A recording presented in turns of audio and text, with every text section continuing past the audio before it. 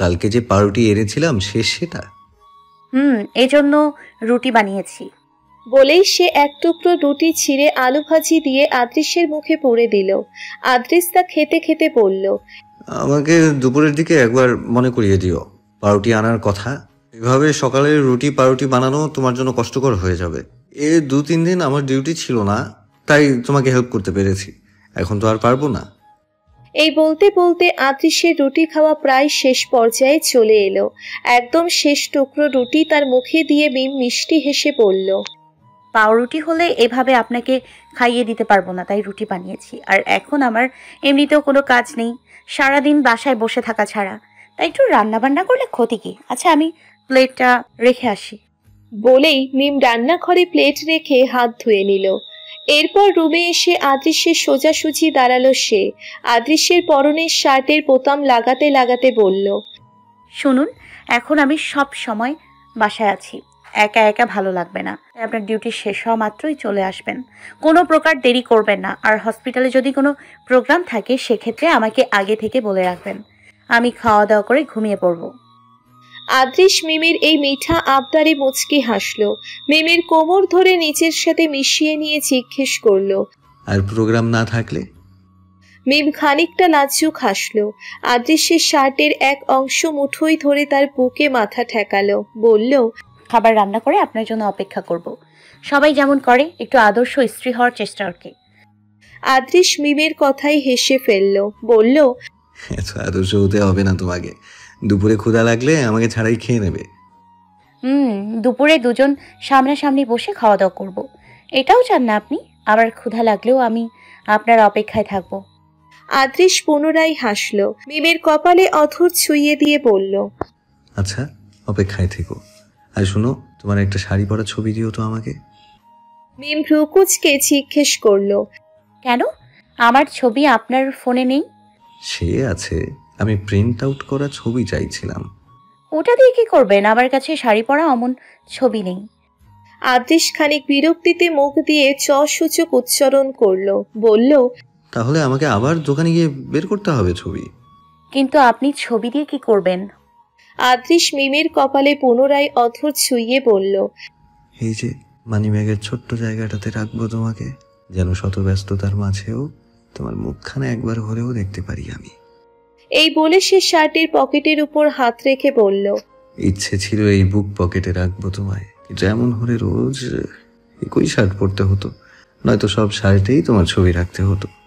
আদৃশের এহেন কথায় ফিক করে হেসে ফেলল মিম। বলল, হয়েছে হয়েছে, এবার হসপিটালে যান, দেরি হয়ে যাচ্ছে তো। আদৃশ আর কথা বাড়ালো না। মিমের পানে তাকিয়ে ভালোবাসায় জড়ানো এক টুকরো হাসি দিয়ে তার কপালে ভালোবাসার পরশ বুলিয়ে দিল। সে চলে যেতেই মিম প্রথমে নাস্তা করে নিল। অতঃপর আলমারির কাপড়ের ভাঁজ হতে তার চিরচেনা ডায়েরিটা বের করলো। বহুদিন পেরিয়ে গিয়েছে, এই ডায়েরিতে কলম ছোঁয়ানো হয়নি, তাই আজ একটু লিখতে বসলো সে। অনেকদিন হয়েছে মনের কথাগুলো লিখি না, সে কথা জমে জমে এখন পাহাড় হয়ে গিয়েছে। তবে এই পাহাড় কুড়ে জমানো কথাগুলো গুছিয়ে লেখার প্রচেষ্টা কি করা উচিত? কেননা এই কথা বা অনুভূতিগুলো শব্দে তুলে ধরতে গেলে হয়তো শব্দহীনতায় ভুগবো আমি। শুনেছিলাম বিয়ের পর প্রেম, ভালোবাসা, অনুভূতি সব ফিকে হয়ে যেতে শুরু করে। বড়জোর 2-3 মাস সেসবের স্থায়িত্ব হয়, কিন্তু আমার বেলায় যে উল্টোটা দেখছি। মনে হচ্ছে এই প্রেম, ভালোবাসা, অনুভূতি ফিকে হওয়ার পরিবর্তে উল্টে গাঢ় হচ্ছে। অদ্ভুত। অবশ্যই গাঢ় হওয়ার কারণটা আমি বেশ উপলব্ধি করতে পেরেছি। বিয়ের প্রথম দিকে সব কিছুর সাথে মানিয়ে নিতে নিতে কিছুটা সময় লেগেছিল, কিন্তু এখন সব মানিয়ে নিয়ে আমি নিজের অনুভূতিগুলো আঁকড়ে ধরে রাখতে শিখেছি। আমি ঢের টের পাচ্ছি আদৃশের প্রতি আমি দিন দিন ভীষণ দুর্বল হয়ে যাচ্ছি, কিন্তু আমি যে কারোর প্রতি দুর্বল হতে চাই না। কেননা ভালোবাসার দুর্বলতা যার একবার হয়েছে সে নিজেকে খুইয়ে দিয়েছে, বাঁচতে শিখে গেছে অপর মানুষটির মাধ্যমে।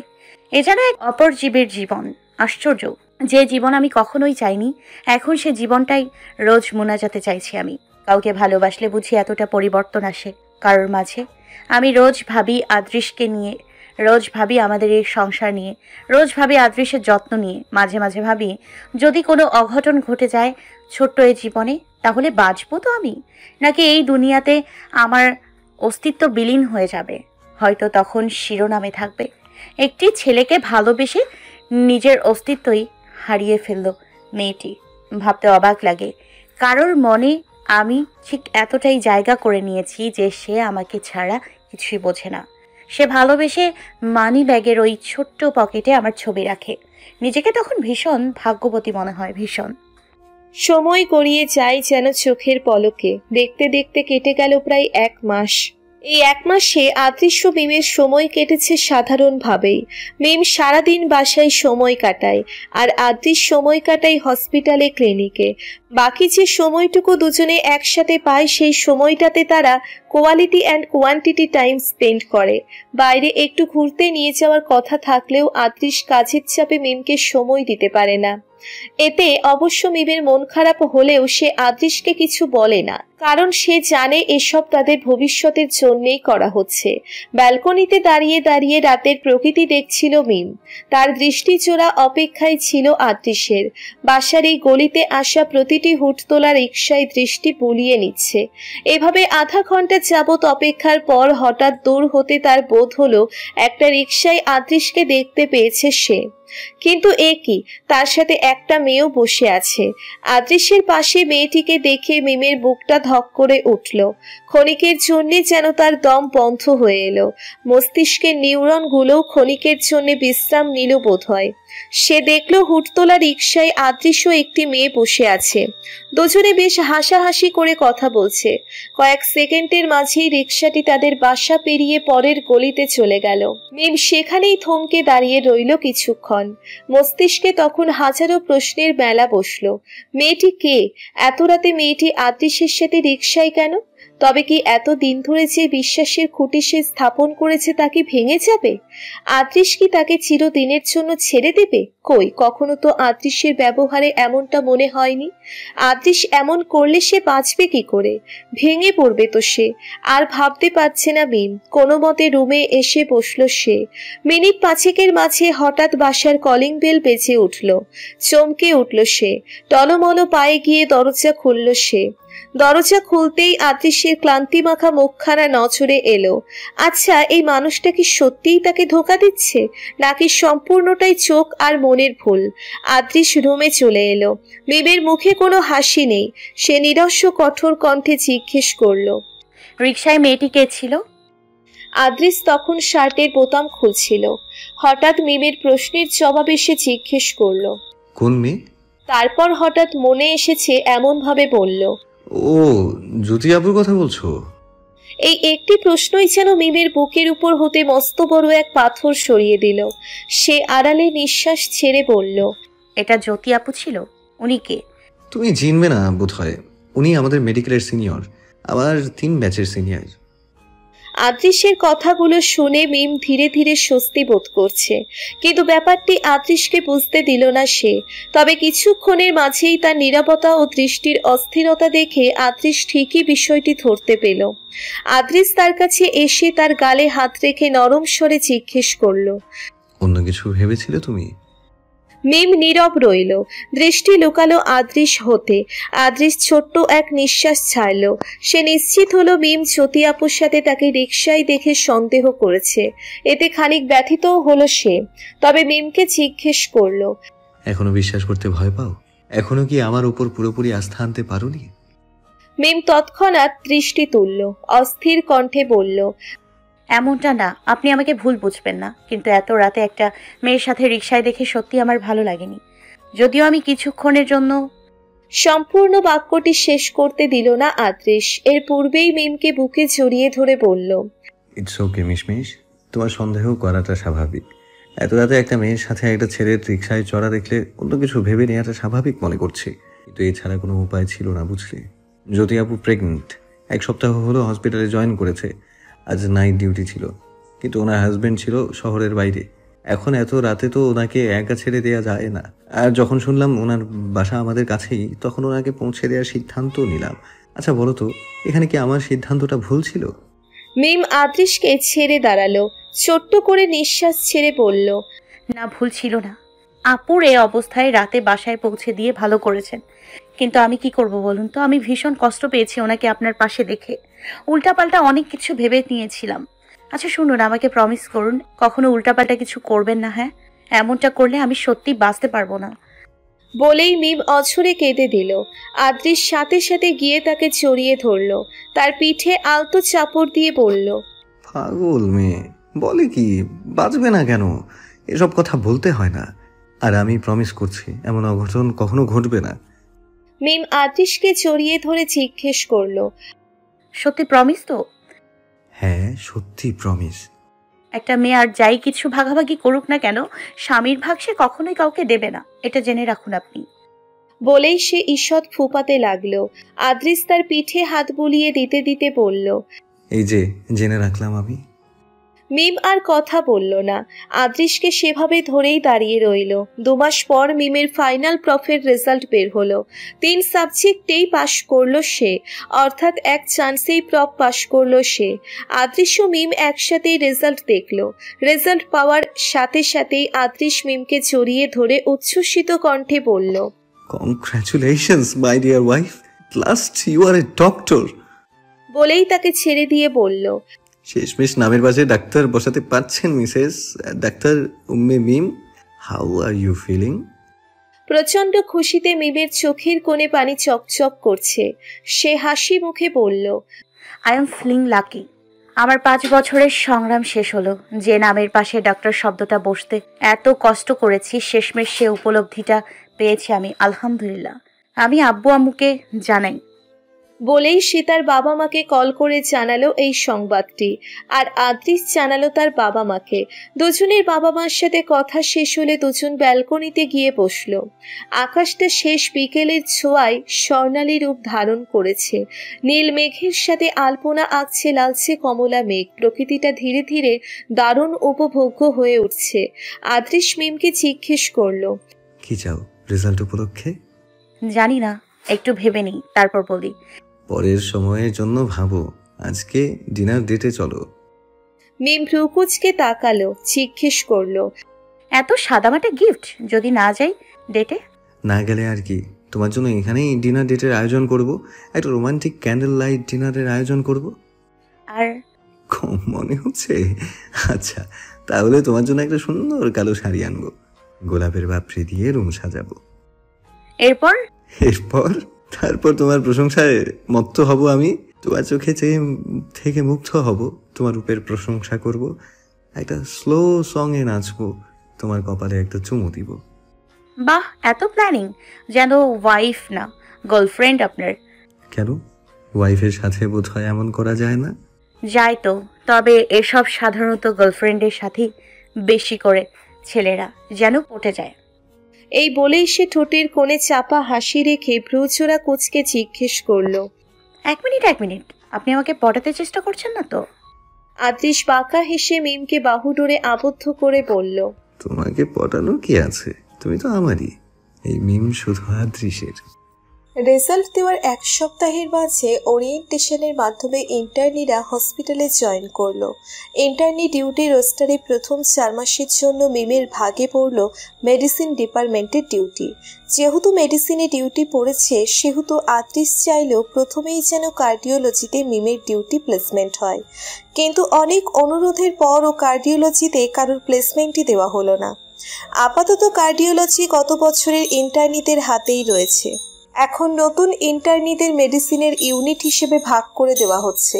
সেই হিসেবে মিমের ভাগে মেডিসিন ইউনিট 1-এর ডিউটি পড়ল। দুজনেরই মন খারাপ হলো, কিন্তু কিছুই করার রইল না। সকাল 8টার মধ্যে জয়েন হলেও আনুষ্ঠানিকতা শেষ করে কাজ শুরু করতে করতে 10টা বেজে গেল। প্রথম দিন হিসেবে মিম সহ নতুন ইন্টার্নিরা বেশ দ্বিধাদ্বন্দ্বে কাজ শুরু করলো। যেহেতু প্রথম দিন, সেহেতু তাদের ডিউটি চলাকালীন কি কি দায়িত্ব তা বুঝে নিতে খানিক সময় লাগলো। তাদের ডিউটি শুরু হলো সিএ এর রাউন্ড দিয়ে। এরপর রাউন্ডে এলেন প্রফেসর স্যার। রাউন্ড শেষে ইন্টার্ন রুমে বসতে না বসতেই সিভিয়ার অ্যাবডোমিনাল পেইন নিয়ে এক পেশেন্ট ভর্তি হলো। দুজন মেডিকেল অফিসারের সাহায্য নিয়ে মিম সহ দুজন ইন্টার্নি সেই পেশেন্টকে ম্যানেজ করলো। এভাবেই তাদের পুরোটা দিন চলে গেল। মর্নিং ডিউটি, ইভিনিং ডিউটি শেষে রাত প্রায় 9:30টায় বাসায় ফিরল মিম। আদ্রিস তখন বাসায় ছিল। বাসার প্রধান দরজা খুলে যখন মিমের ক্লান্তিমাখা মুখখানা দেখলো আত্রিশ, তখন তার ভীষণ মায়া হলো। হঠাৎ বলা কওয়া ছাড়াই অকস্মাৎ মিমকে জড়িয়ে ধরল সে। মিম তখন কেবলই বাসার ভিতরে পা রেখেছে। আত্রিশের এমন আচমকা জড়িয়ে ধরাতে সে খানিক চমকে উঠল। অতঃপর সাথে সাথে আত্রিশকে নিচের থেকে ছাড়িয়ে নিয়ে কপট রাগ দেখিয়ে বলল, সারাদিন ডিউটি করে মাত্র বাসায় আসলাম, ঘেমে নিয়ে একাকার, এর মধ্যে জড়িয়ে ধরলেন কেন? দুর্গন্ধ লাগে না?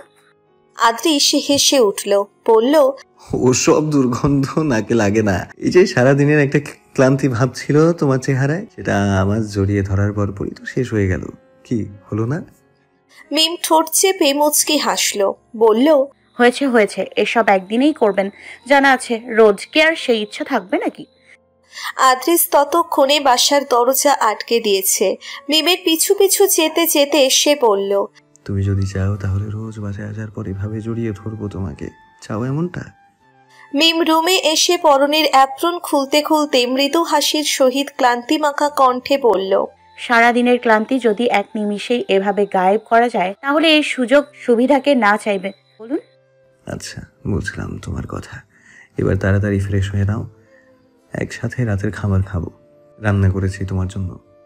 আদৃশ্যের হেন কথা শুনে মিম বিস্মিত চাহনিতে চেয়ে বলল, আপনি রান্না করেছেন? হ্যাঁ, এত অবাক হওয়ার কি আছে? আমি কি রান্না পারি না ভেবেছো? না, সেটা বলিনি, মানে ডিউটি শেষে রান্না করার এনার্জি ছিল? আমার ডিউটি 5টায় শেষ হয়েছে ম্যাডাম। আপনি এই রাতে এসে রান্না করতে পারবেন না দেখে আমি রান্না করেছি। এবার দ্রুত ফ্রেশ হয়ে নিন, আর আমার হাতের রান্না খেয়ে টেস্ট করে বলুন কেমন হয়েছে। আচ্ছা, আমি ফ্রেশ হয়ে আসি। বলেই মিম ওয়াশরুমে চলে গেল। ফ্রেশ হয়ে আদৃশ্যের হাতের রান্না খাওয়ার পর সে প্রশংসায় পঞ্চমুখ হলো। সত্যিই সে ভাবেনি আদৃশ্যের হাতের রান্না এত দারুণ হবে। এভাবে সময় কেটে যাচ্ছে দুজনের। ভালো মন্দ সময় নিয়ে বেশ সময় কাটাচ্ছে তারা। কখনো ডিউটির ফাঁকে একটু সময় পেলে ঘুরে আসে দুজনে, কখনো কারো ডিউটি টাইম কম থাকলে সে এসে বাসায় রান্না করে। এমনই একদিন মিমের ডিউটি পড়ল রাতে। আদৃশ্যের সেদিন ক্লিনিকে ডিউটি ছিল না বিধায় সন্ধ্যায় বাসায় ফিরে মিমের জন্য রান্না করলো। রাত প্রায় 12:30টার দিকে এসে খাবার নিয়ে হসপিটালের উদ্দেশ্যে বের হলো। হসপিটালে এসে দেখলো ওয়ার্ড একদম অন্ধকার। রোগীরা সবাই যে যার মতো বাতি নিভিয়ে ঘুমাচ্ছে। তাই সে খাবার নিয়ে সোজা ইন্টার্ন রুমে চলে আসলো। ইন্টার্ন রুমে এসে দেখলো দুটো মেয়ে বিছানায় ঘুমোচ্ছে। একটা ছেলেও একটা মেয়ে বসে গল্প করছে। আর মিম না গল্প করছে না ঘুমাচ্ছে, সে বসে বসে ঝিমাচ্ছে। ইন্টার্ন দুজন যারা জেগেছিল তারা আদৃশকে দেখা মাত্রই সম্মান দিতে দাঁড়িয়ে পড়ল। আদৃশ তাদের ইশারায় বসতে বলে মিমের পাশে নিঃশব্দে একটা চেয়ার নিয়ে বসলো। কিছুক্ষণ বিরক্ত না করে এভাবেই বসে রইল সে। এরপর হঠাৎ মিমের কানের কাছে ফিসফিস করে বলল, চমকে উঠল মিম। উপরন্তু আদৃশকে পাশে বসে থাকতে দেখে ভূত দেখার মতো চমকে গেল সে। তার এই কাণ্ড দেখে আদৃশ সহ বাকি দুই ইন্টার্নিও হেসে উঠল। মিম তৎক্ষণাৎ নিজেকে ধাতস্থ করে জিজ্ঞেস করল, আপনি এখানে কি করছেন? আদৃশ ব্যাগ থেকে খাবার বের করতে করতে বলল, তোমার জন্য খাবার এনেছি। ভাবলাম নাইট ডিউটি করে হয়তো রাতে খুব ক্ষুধা লাগতে পারে, তাই খাবার আনলাম। শুধু শুধু এত রাতে কষ্ট করার কি দরকার? কষ্ট কিসের? তুমি যে নাইট ডিউটি করছো সেই হিসেবে তোমার দেখভাল করার দায়িত্ব কি আমার কাছে পড়ে না? তারপরেও খামোখা কষ্ট করা শুধু। আদৃশ ও মিমের এই মুহূর্তগুলো দেখে ইন্টার্ন মেয়েটা লজ্জায় লাল হয়ে গেল। বলল, ভাইয়া তোকে কত ভালোবাসে মিম, আমার বরটাও যদি এমন ভালোবাসতো। মিম জবাবে কিছু বলল না, মুচকি হাসলো শুধু। আদৃশ তাদের জন্য খাবার বের করলো। ডিউটিতে মিম একা নেই বলে তার সহ আরো 2-1জনের খাবার অতিরিক্ত রান্না করে এনেছিল আদৃশ। সে খাবারই দুজন ইন্টার্নিকে দিল সে। খাওয়া দাওয়া শেষে 4জনে বেশ কিছুক্ষণ গল্প করলো। এরপর রাতে এমার্জেন্সি এক পেশেন্ট আসলো বলে তারা 3জনই চলে গেল ওয়ার্ডে। তাই আদৃশ আর বসে রইল না, খাবারের বক্সগুলো গুছিয়ে বাসায় চলে এলো। মেডিসিন প্লেসমেন্টের শেষ 1 মাসের প্রথম 2 সপ্তাহের জন্যে কার্ডিওলজি ইউনিটে ডিউটি পড়ল মিমের। সে সময় আদৃশের অধীনে ভালোভাবেই পেশেন্ট হ্যান্ডেল করতে শিখে গিয়েছিল সে। কিন্তু 3 দিন বাদে হঠাৎ এক বিপত্তি ঘটল। হসপিটালের সামনের এক মুদিখানা দোকানে হঠাৎ কার্ডিয়াক অ্যারেস্ট নিয়ে এমার্জেন্সি থেকে এক পেশেন্ট কার্ডিওলজি ইউনিটে আসলো। লোকটি কার্ডিয়াক অ্যারেস্ট সাথে সিভিয়ার ব্রেথলেসনেস নিয়ে ওয়ার্ডে আসলো। ওয়ার্ডে আসার পরপরই সবার মাঝে হুলুস্থুলুস এক কাণ্ড বেঁধে গেল। মেবো আত্রিশ সহ দুজন মেয়ে ইন্টার্নি তখন পেশেন্ট দেখছিল। হঠাৎ সেই এমার্জেন্সি পেশেন্ট আসায় আত্রিশ ছুটে গেল সেদিকে। বাকি তিনজনও তার পিছু পিছু ছুট লাগালো। আদ্রিস দ্রুত গিয়ে লোকটির পালস চেক করলো, চোখের পাতা খুলে দেখলো। দ্রুত মিমকে বলল সিপিআর দিতে, আর সে চলে গেল ডিফিব্রিলেটরের ব্যবস্থা করতে। হঠাৎ এমার্জেন্সি সিচুয়েশনে পেশেন্টকে দেখে মিম খানিক অস্থির হয়ে পড়েছিল, কিন্তু যখন তাকে সিপিআর দিতে বলা হলো তখন সে আরো অস্থির হয়ে পড়ল, কেননা সে এর পূর্বে কখনো সিপিআর দেয়নি। তবে পাঠ্য বইয়ের জ্ঞান অনুযায়ী যতটুকু পারল সে চেষ্টা করল। বুকের হৃৎপিণ্ড যেখানে অবস্থিত সেখানে বাম হাত রেখে ডান হাত দিয়ে দেহের সর্বোচ্চ শক্তি দিয়ে চেষ্টা করল। কয়েকবার চাপ দেওয়ার পরও পেশেন্টের অবস্থার উন্নতি হলো না। ততক্ষণে আদ্রিস চলে এসেছে। সেও বেশ অস্থির হয়ে পড়েছে। তার মাথায় একটা কথাই ঘুরপাক খাচ্ছে, যে কোনো মূল্যে এই লোকটিকে বাঁচাতে হবে। এ বাদে আর কোনো কথাই তার মাথায় নেই। ফলে সে মিমের সিপিআর দেওয়ার কৌশল দেখে বেশ রেগে গেল। মিমকে খানিক ধমকের সুরে বলল, সরো এখান থেকে, আমি দিচ্ছি, তুমি অক্সিজেন মাস্ক লাগাও। হঠাৎ আদৃশ্যের ধমক শুনে মিম চুপসে গেল, সরে এলো সেখান থেকে। অক্সিজেন মাস্ক লাগানোর মতো মন মানসিকতা রইল না তার। ফলে অন্য এক ইন্টার্নি মাস্ক লাগালো। 5 মিনিটের মাথায় পেশেন্ট কিছুটা স্বাভাবিক হলো। হাঁপ ছেড়ে বাঁচল আদৃশ সহ বাকি 2 ইন্টার্নি। শেষ পর্যন্ত লোকটিকে বাঁচাতে পেরেছে তারা। বিজয়ীর হাসি ফুটে উঠল তাদের চেহারায়। এদিকে মিম গোমরা মুখে বসে আছে হসপিটালের লবিতে। নিজেকে এই মুহূর্তে ভীষণ ব্যর্থ মনে হচ্ছে তার। তার মাথায় একটা বিষয় ঘুরপাক খাচ্ছে, একটা এমার্জেন্সি পেশেন্টকে সে ভালো মতো ট্রিটমেন্ট দিতে পারল না। এভাবে হলে সে ভবিষ্যতে কি করবে? উপরন্তু আদৃশ্যের ধমক শুনে সে খানিক ব্যথিতও হয়েছে বটে। আদৃশ ওয়ার্ড থেকে বেরিয়ে দেখল মিম লবিতে বসে আছে। সে গিয়ে মিমের পাশে বসল। মিমের গোমরা মুখ ভাব দেখে সে অনুমান করল তার ধমকের ফলেই এমনটা হয়েছে। তাই সে অনুতপ্ত স্বরে বলল, সরি মিশমিশ, আসলে তোমাকে ওভাবে ধমক দিতে চাইনি। এমন ইমার্জেন্সি কেস দেখলে আসলে মাথা ঠিক রাখা যায় না। মিম প্রত্যুত্তর জানালো না। ধীরে ধীরে আদৃশ্যের কাঁধে মাথা রেখে দীর্ঘশ্বাস ছাড়ালো, বলল, আপনার দোষ নেই, এমন সিচুয়েশনে রাগ করাটা স্বাভাবিক। আসলে দোষটা আমারই, আমি কেসটা হ্যান্ডেল করতে পারিনি। এই জন্য মন খারাপ করেছো তুমি? পাগল মেয়ে, এই জন্য কেউ মন খারাপ করে? করাটা কি স্বাভাবিক না? একজন ইন্টার্নি হয়েও পেশেন্ট হ্যান্ডেল করতে পারলাম না আমি। দেখো মিশমিশ, কেউ শুরু থেকে সব শিখে আসে না, ধীরে ধীরে শিখে, ভুলের মাধ্যমে শেখে, নতুন নতুন কাজের মাধ্যমে শেখে। তুমি এমন কেস প্রথম পেয়েছো, তাই হ্যান্ডেল না করতে পারাটাই স্বাভাবিক। আজ যে পারোনি, দেখবে পরবর্তী এমন সিচুয়েশনে পড়লে কিছুটা হলেও হ্যান্ডেল করতে পারবে। এই জন্য এই নিয়ে মন খারাপ করো না, সব ঠিক হয়ে যাবে। মিম প্রত্যুত্তর দিল না, দীর্ঘশ্বাস ছাড়ল শুধু। আদৃশ যতই তাকে বোঝানোর চেষ্টা করুক, তার মাথায় শুধু নিজের ব্যর্থতাই ঘুরে বেড়াচ্ছে। নিজেকে বলছে এটা স্বাভাবিক, কিন্তু নিজেকে বোঝাতে পারছে না এই ব্যাপারটা স্বাভাবিক। শেষ সপ্তাহে এমার্জেন্সি ডিউটি রোস্টার হলো মিমের। এখন এমার্জেন্সি পেশেন্ট মোটামুটি ভালোভাবেই নিয়ন্ত্রণ করতে পারে সে। রাতভর এমার্জেন্সিতে ডিউটি করে সকালের দিকে খানিকটা চোখ লেগে গিয়েছিল তার। হঠাৎ চারদিকে তুমুল হৈহট্টগোলের আওয়াজ শুনে পিটপিট করে চোখ খুলল সে। পুরো খবর এলো হসপিটালের কাছের রাস্তায় বাইক অ্যাক্সিডেন্ট করেছে একজন। অবস্থা খানিক নাজুক। মিম খবরটা শুনল, খুব একটা চিন্তা বা অস্থিরতা কাজ করলো না তার মাঝে, কেননা এর পূর্বেও 2বার এমন রোড অ্যাক্সিডেন্টের পেশেন্ট হ্যান্ডেল করেছে সে। আজকের কেসটাও সে হ্যান্ডেল করতে পারবে এমন আত্মবিশ্বাস আছে তার। তাই নার্সকে গজ তুলো রেডি করতে বলে স্টেথোস্কোপ গলায় ঝুলিয়ে রুম থেকে বেরিয়ে আসলো সে। ততক্ষণে স্ট্রেচারে করে পেশেন্টকে এমার্জেন্সিতে আনা হয়েছে। মিম ঘুম ঘুম চোখে এগিয়ে গেল স্ট্রেচারের দিকে, কিন্তু স্ট্রেচারের কাছে গিয়ে সেখানে শুয়ে থাকা রক্তাক্ত মানুষটির চেহারা দেখে তার চোখের ঘুম মুহূর্তেই উবে গেল। কেননা স্ট্রেচারে শুয়ে থাকা রক্তে জর্জরিত মানুষটি আর কেউ নয় বরং আদৃশ। আদৃশকে এই অবস্থায় দেখে মিমের পুরো দুনিয়া যেন কিছুক্ষণের জন্য থমকে গেল, নিঃশ্বাস নিতে ভুলে গেল সে। আদৃশকে দেখে মিমের পা থরথর করে কাঁপছে, দাঁড়িয়ে থাকা দায়ী হয়ে পড়েছে। গতকাল রাতে সুস্থ স্বাভাবিক থাকা মানুষটি আজ রক্তে মাখামাখি হয়ে স্ট্রেচারে শুয়ে আছে, এটা বিশ্বাস করতেও কষ্ট হচ্ছে তার। আদৃশ স্ট্রেচারে শুয়ে ব্যথায় গোঙাচ্ছে, চোখ দুটো আধ বোঝা। মিমকে এখনো দেখেনি সে, হয়তো মিমকে দেখলে এই অবস্থাতেও অস্থির হয়ে পড়তো সে। এদিকে মিমের কানে চারপাশের হলুজ থুলুজ আওয়াজ ভেসে আসছে। নার্সটা ছুটে আসছে স্ট্রেচারের দিকে, তার দু চোখ জলে ভিজে আসছে, অনুভব করছে তুমুল জোরে লাফানো হৃৎপিণ্ডের কম্পন। তার যে এই মুহূর্তে ট্রিটমেন্ট দিতে হবে সেটাও সে এই ধাক্কায় বেমালুম ভুলে বসেছে। হঠাৎ এক নার্স এসে তার হাত ধরে ঝাঁকি দিল, বলল, ডক্টর, পেশেন্টের অবস্থা ভালো না, ট্রিটমেন্ট শুরু করুন। মিম বাস্তবে ফিরে এলো, তার দু চোখ বেয়ে টপ টপ করে পানি গড়িয়ে পড়ছে। সে কোনো মতে নিজেকে ধাতস্থ করে নিয়েছে। পালস রেট মাপার জন্যে আদৃশ্যের স্ট্রেচারের কাছে গিয়ে দাঁড়ালো সে। কম্পিত হাতে আদৃশ্যের হাত ধরল, অমনি আদৃশ ব্যথায় গুঙিয়ে উঠল। তৎক্ষণাৎ ভয়ে সে হাত ছেড়ে ছিটকে দূরে গিয়ে দাঁড়ালো।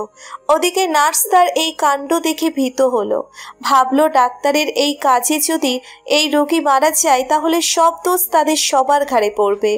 সে আর দেরি করল না, অন্যান্য নার্সের সহযোগিতায় তুলো দিয়ে আদৃশ্যের কপালের রক্ত মুছতে লাগলো। ওদিকে আদৃশকে অ্যাক্সিডেন্ট স্পট থেকে হসপিটাল অবধি নিয়ে আসা এক লোক নাক সিটকে মিমকে বলল, কেমন ডক্টর আপনি? কিছু করছেন না কেন? লোকটা মরে যাচ্ছে তো। মিমের কানে মরে যাচ্ছে শব্দটি বাড়ি খেলো, তার মস্তিষ্ক সোচ্চার হলো। সে দাঁতে দাঁত চেপে চোখের পানি মুছল। দ্রুত নার্সের কাছ থেকে গ্লাভস পরে তুলো নিয়ে হাতের কাটা অংশ পরিষ্কার করতে লাগলো। তার কান্না এখনো থামছে না, বারংবার তার চোখ জোড়া ভিজে আসছে। আদৃশ বেশ কষ্টে সৃষ্টে দৃষ্টি মেলল। দৃষ্টি মেলে মিমকে সম্মুখে দেখে দুর্বল হাসল, বিড়বিড় করে বলল, মিশমিশ, তুমি আমার ট্রিটমেন্ট করছো? এমনিতেই মিম নিজের কান্না সংযত রাখতে ব্যর্থ হচ্ছিল। উপরন্তু আদৃশ্যের দুর্বল কণ্ঠের কথাগুলো শুনে সে নিজেকে আর সংযত রাখতে পারল না, অঝরে কেঁদে দিল সে। কিন্তু তবুও আদৃশ্যের শরীরের কাটা অংশের রক্ত পরিষ্কার করছে সে। আদৃশ তার এই কান্না দেখে নিস্তেজ হেসে বলল, এই মেয়ে, কান্না করছো কেন? আবার কি কিছু হয়েছে? আমি একদম সুস্থ আছি, দেখো। মিমের দৃষ্টির সম্মুখে নোনা জলে ঝাপসা হয়ে আসছে, তবুও সে হাত চালাচ্ছে। এ পর্যায়ে সে নার্সকে একটা ধমক দিয়ে বলল, কি ব্যাপার, দাঁড়িয়ে দাঁড়িয়ে কি দেখছেন? ভেতর থেকে ডক্টর ওমরকে ডেকে আনা যাচ্ছে না? মিমের ধমক শুনে একজন নার্স ইন্টার্ন ডক্টরকে ডাকতে ছুটে গেল ভিতরের দিকে। অপর নার্স আদৃশ্যের কপালের রক্ত মুছছে, আর এক নার্স পায়ের রক্ত মুছছে। এমার্জেন্সি রুমে সবাই নিজেদের নিয়ে ব্যস্ত, কেউ কারোর দিকে তাকানোর বা সাহায্য করার প্রয়োজন মনে করছে না। প্রত্যেকে নিজেদের রোগীদের নিয়ে ব্যস্ত। তন্মধ্যে কয়েকজন উৎসুক লোক দাঁড়িয়ে দাঁড়িয়ে সব দেখছে আর নিজেদের মধ্যে কিছু একটা আলোচনা করছে। আদৃশের এখন ভীষণ দুর্বল লাগছে, আর চোখজোড়া মেলে রাখতে পারছে না সে। ওদিকে মিম অঝরে কান্না করেই যাচ্ছে। তার মনে হচ্ছে এই তুলো কাটা জায়গায় লাগালেই আদৃশ ভীষণ ব্যথা পাবে। এই প্রিয় মানুষটিকে কি করে সে ব্যথা দিতে পারে? কিন্তু এখন এই ব্যথার ব্যাপারটি মস্তিষ্কে আনলেই সে ব্যর্থ। আদৃশের চিকিৎসা করতে পারবে না সে, জখম সারিয়ে তুলতে পারবে না। ইন্টার্ন রুম থেকে ডক্টর ওমর ছুটে এসেছে ততক্ষণে। আদৃশকে এই অবস্থায় দেখে সে আঁতকে উঠল। এতক্ষণ পর ওমরকে দেখে মিম কাঁদতে কাঁদতে শক্ত কণ্ঠে বলল, এইদিকে যে একটা অ্যাক্সিডেন্টের পেশেন্ট এসেছে সেটা শুনেছিস? হ্যাঁ, কোথায় ছিলি তুই? ডক্টর ওমর আদৃশকে দেখে আতঙ্কিত স্বরে বলল, আদৃশ ভাই যে কিভাবে অ্যাক্সিডেন্ট করলো, কখন করলো? এখন এসব উত্তর দেওয়ার সময় নেই ওমর, তুই কিছু কর, আমি আর পারছি না। বলেই মিমের হাত থেকে তুলো পড়ে গেল। পাঁচুরা নিস্তেজ হয়ে গেল। এই বুঝি এখনই পড়ে যাবে সে। একজন নার্স এসে তাকে ধরল, জিজ্ঞেস করল, আপনার হাজবেন্ড ডক্টর? মিম মৃদু মাথা দুলিয়ে হ্যাঁ সূচক জবাব দিল। ডক্টর ওমর ততক্ষণে আদৃশকে নিয়ে এমার্জেন্সি রুমে গেল। এতক্ষণ সেখানে নর্মাল ডেলিভারির এক পেশেন্ট ছিল। ডক্টর ওমর আদৃশকে প্রাথমিক চিকিৎসা দিল, সাথে তার হাত পায়ের এক্সরে করালো। পায়ে ফিবুলা বোনসের ফ্র্যাকচার ও হাতে রিস্ট টু জয়েন্ট ইনজুরি হয়েছে। মাথায় কোনো ইন্টারনাল ইনজুরি হয়েছে কিনা তা দেখার জন্য সিটি স্ক্যান করলো। পেটে করলো আল্ট্রাসোনোগ্রাফি, সব রিপোর্ট নর্মাল এলো। এক্সটার্নাল ইনজুরির জন্য আদৃশ্যের হাত পা মাথায় ব্যান্ডেজ করিয়ে ঔষধ খাইয়ে ঘুমিয়ে রাখা হলো। সিদ্ধান্ত নেওয়া হলো সে ঘুম থেকে জেগে উঠলেই প্লাস্টার করার জন্যে অর্থোপেডিক্স ডিপার্টমেন্টে পাঠানো হবে। আদৃশ্যের এহনো অবস্থার কথা শুনে জরুরি ভিত্তিতে তার ও মিমের পুরো পরিবার হসপিটালে চলে এলো। মিম ডিউটি বাদ রেখে তার পাশেই বসে থাকতে চাইল, কিন্তু আদৃশ্যের মা তাকে সাহস দিয়ে ডিউটি করতে পাঠালো। যদিও মিম ডিউটির পুরো সময়টুকু আদৃশকে নিয়ে চিন্তা করে গিয়েছে, তার চোখের সামনে থেকে এখনো রক্তে মাখামাখি আদৃশ্যের প্রতিচ্ছবি যাচ্ছে না। 2 ঘন্টা পর আদৃশ্যের জ্ঞান ফিরলে তাকে অর্থোপেডিক্স ডিপার্টমেন্ট ট্রান্সফার করা হলো। ডান হাত ও পা প্লাস্টার করিয়ে 3 দিনের জন্যে হসপিটালে অ্যাডমিট করিয়ে রাখা হলো। রাতে মিম ডিউটি শেষ করে এসে কেবিনে আদৃশের পাশে বসলো। আদৃশ তখন চোখ বন্ধ করেছিল। তার পাশে কেউ বসেছে টের পেতেই সে চোখ মেলল। মিমকে দেখে ঠোঁটের কোণে এক চিলতে হাসির রেখা ফুটে উঠল, কিন্তু তার এই হাসি দেখে মিম আচমকাই কাঁদতে শুরু করলো। কাঁদতে কাঁদতে তাকে জড়িয়ে ধরতেই সে ব্যথায় আহ শব্দ করলো। তৎক্ষণাৎ ভয়ে মিম তাকে ছেড়ে দিল, বলল, সরি, খেয়াল করিনি আমি। অনেক ব্যথা, তাই না? আদৃশ মৃদু হেসে বলল, ব্যথা তো আছেই, সমস্যা নেই, আমাকে জড়িয়ে ধরতে পারো, তবে হালকা করে। না থাক, আমি আপনার পাশেই বসে আছি। বলেই সে আদৃশের মুখখানার দিকে নিষ্পলক চেয়ে রইল। তার এই চাহনি দেখে আদৃশ জিজ্ঞেস করল, কি হলো, কি চিন্তা করছো? মিম চোখের পানি মুছে দীর্ঘশ্বাস ফেলে বলল, আপনাকে তখন ওই অবস্থায় দেখে আমার কি যে হয়েছিল আপনাকে বলে বোঝাতে পারবো না। বারবার মনে হচ্ছিল এই বুঝি আপনাকে হারিয়ে ফেলবো আমি। মনের মধ্যে আতঙ্ক তৈরি হয়েছিল। চোখের পলক ফেলতেই যদি আপনাকে আর না দেখতে পাই, অনেক খারাপ খারাপ চিন্তা আসছিল মাথায়। ওসব চিন্তা এখন মাথা থেকে ঝেড়ে ফেলে দাও। আর এই দেখো, আমি তোমার সামনে সুস্থ সবল শুয়ে আছি। কিসের সুস্থ সবল? হাত পা ভেঙে শুয়ে আছেন।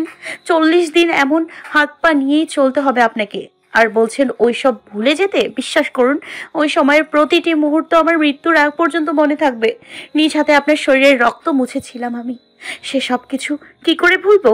আপনি জানেন না, আপনার ওই কাটা জায়গাগুলোয় তুলো দিতেও কি কষ্ট হচ্ছিল আমার। আদৃশ মৃদু হাসল, বলল, তুমি কিন্তু অনেক সাহসিকতার পরিচয় দিয়েছো মিশমিশ। আবার এমন অবস্থাতেও শক্ত হাতে দাঁড়িয়ে কাজ করছো তুমি। এমন কঠিন পরিস্থিতি তুমি সামলাতে শিখে গিয়েছো, মানে ভবিষ্যতে আরও কঠিন পরিস্থিতি নিজ হাতে সামাল দিতে পারবে তুমি, এতে সন্দেহ নেই। এসব কথা বাদ দিন আপনি, এখন একটু ঘুমান। আমি বাসায় গিয়ে দেখি আম্মা কিছু রান্না করেছে কিনা, না হলে আমাকে গিয়ে রান্না করতে হবে। আচ্ছা যাও, আর রাতের আসার দরকার নেই। আব্বাকে বলেছি, আব্বা থাকবে কেবিনে। তোমার আবার সকালে ডিউটি আছে। দেখি পারলে আমিই থাকবো। এমন করতে যেও না, এমনিতেই আমি রোগী মানুষ, আমার দেখভাল করে, আবার তুমিও না রোগী হয়ে যাও। সে দেখা যাবে, আপনি এখন ঘুমান, আমি লাইট অফ করে দিয়ে যাচ্ছি। বলেই মিম আদৃশের কপালে আলতো ভালোবাসার পরশ দিল। আদৃশ তৎক্ষণাৎ আবদার করল, এবার এই গালে একটু ছোঁয়া দাও। মিম আদৃশের আবদার রাখল। আদৃশ পুনরায় বলল, এবার ওই গালে একটু দাও। মিমকে আবদারও রাখল। মুচকে হেসে জিজ্ঞেস করল, হয়েছে? আদৃশ বাচ্চাদের মতো ঠোঁট উল্টে বলল, এখনো হয়নি। বলেই সে বাম হাতের তর্জনী আঙ্গুল নিচের ঠোঁটের উপর রেখে বলল, এইখানে দেয়া এখনো বাকি। মিম ভ্রুকুচকে ভেঙচি কেটে বলল, ছেলের আবদার তো দেখো, থাকতে দিলে বসতে চায়, বসতে দিলে শুয়ে পড়তে চায়, এমন অবস্থা। আদৃশ এবার বাইনা ধরল, বলল, আহা, রোগী মানুষ আমি, রোগীর সব আবদার রাখতে হয়, জানো না? মিম পুনরায় ভেঙচি কেটে বলল, হ্যাঁ, মামাবাড়ির আবদার নাকি? আদৃশ চওড়া হাসি দিয়ে বলল, শ্বশুর বাড়ির আবদার। বলেই সে বাম হাত দিয়ে মিমের মাথা এগিয়ে নিচের কাছে আনলো, অতঃপর সামান্য মাথা তুলে মিমের অধরে ছুঁয়ে দিল। অমনি মিম দ্রুত আদৃশকে ছেড়ে কেবিনের লাইট বন্ধ করে দরজা খুলল। পিছু ফিরে লাজুক হাসি দিয়ে বলল, আপনার এই বদ অভ্যাস কি কখনো যাবে না ডাক্তার সাহেব? আদৃশ আধারে তৃপ্তির হাসি দিয়ে বলল, নো, নেভার। আমার এই বাজে স্বভাব কোনোদিনও যাবে না বউ প্রেমিকা। মিম প্রত্যুত্তর জানালো না, দরজা লাগিয়ে চলে এলো কেবিন থেকে। আর 10 দিন বাদে আদৃশের হাত ও পায়ের প্লাস্টার খোলা হবে। আদৃশ এখন পুরোপুরি সুস্থ। কদিন পূর্বে ও তার শরীরের কিছু কিছু জায়গায় সামান্য ব্যথা ছিল, কিন্তু এখন সে সম্পূর্ণ সুস্থ, শুধু প্লাস্টার খোলা বাকি। আজ রাতে ডিউটি অফ থাকায় মিম বাসায় আছে। খাটের উপর বসে বসে মার্কার দিয়ে সে আদৃশের পায়ের প্লাস্টারে নানা রকম জিনিস আঁকছে, নানা ধরনের কোডস লিখছে। পায়ের প্লাস্টার সম্পূর্ণ ভরে গেলে সে এগিয়ে এসে খাটে হেলান দিল। আদৃশের হাতটা নিচের কোলের উপর রেখে লিখল, সুস্থ হয়ে আমাকে নদীর পাড়ে ঘুরতে নিয়ে যাবেন, সুস্থ হয়ে আমাকে নিজ হাতে ভাত খাইয়ে দেবেন। আমার সব আবদার কিন্তু রাখতে হবে ডক্টর সাহেব। আপনি ভীষণ রোম্যান্টিক একজন প্রেমিক, সারা জীবন এমনটাই থাকবেন। এই লিখেই সে আদৃশের পানে চাইল, নরম সুরে শুধালো, এই যে আমার রোম্যান্টিক ডক্টর সাহেব, একটা প্রশ্ন করি আপনাকে। আদৃশ খানিক হেসে বলল, হ্যাঁ করো। আমি ভীষণ অপ্রেমিক, তাই না? সত্যি বলবেন কিন্তু। আদৃশ খানিকটা ভাবার ভান করে বলল। মিমের মুখটা তখন ছোট হয়ে এলো যেন, তবুও সে অতি আগ্রহের সহিত প্রশ্ন করল। আদৃশ তৎক্ষণাৎ জবাব দিল না। বাম দিয়ে মিমকে আগলে নিয়ে ছোট্ট নিঃশ্বাস ছেড়ে বলল, জানি না, কিন্তু এই ভীষণ অপ্রেমিক মেয়েকেই বড্ড ভালোবাসি আমি। এমন আর কতটুকু ভালোবাসি তা জানি না, কিন্তু অবাধ ভালোবাসি এই অপ্রেমিক মেয়েটাকে। বলেই সে মিমের কানের নিকট মুখ এগিয়ে নিয়ে ফিসফিস করে বলল, ভালোবাসি ভালোবাসি ভালোবাসি তোমাকে মিশমিশ, আমার ভীষণ সাধের বউ, সাধের প্রেমিকা, আমার বউ প্রেমিকা। ধন্যবাদ আমার জীবনে আসার জন্য, ধন্যবাদ আমার জীবনে ভালোবাসার ছোঁয়া দেওয়ার জন্য।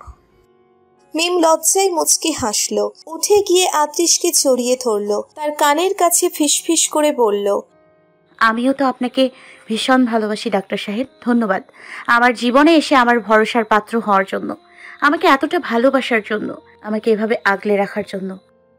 আদৃশ মুচকি হেসে মিমের গালে অথর পরশ দিয়ে তাকে চাপটে ধরল, বলল, আমাদের জীবনের এই ভালোবাসার ছোঁয়া বসন্তের সেই উষ্ণ শীতল নরম ছোঁয়ার মতো সুন্দর, তাই এর নাম দিলাম ফাগুন ছোঁয়া।